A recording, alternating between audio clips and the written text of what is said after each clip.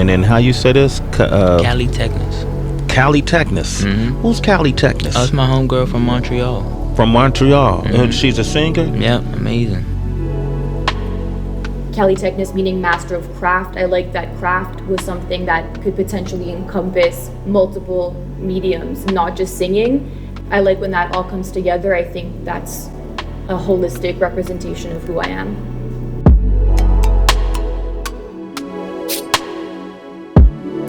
Finding the balance between work and music is definitely not easy. I think a big part of it that helps is that the environment that I'm in is very understanding. I'm fortunate enough to have a job that allows me to be creative. I think it's just a matter of like staying organized and knowing what to prioritize.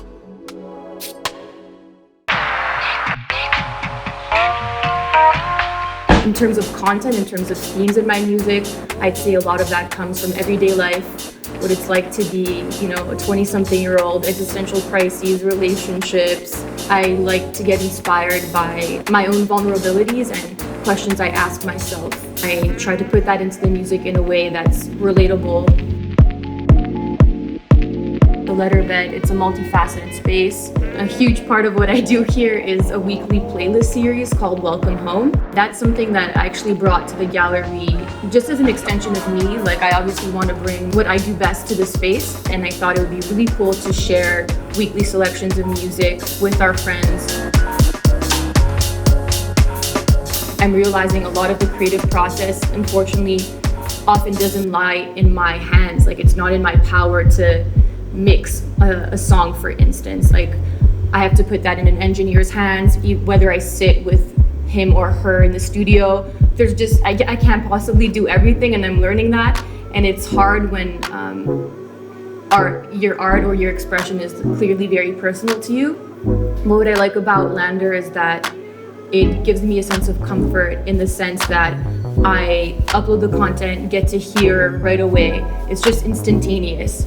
And it's refreshing to be able to do that and not have to rely on somebody else. A big fear in being an artist is that there won't be any longevity in it because of the way that the music industry has shifted and continues to shift every day. My concerns are staying true to myself, being authentic, but still being relevant, which is such a cringe-worthy idea that you have to be relevant to someone outside of yourself.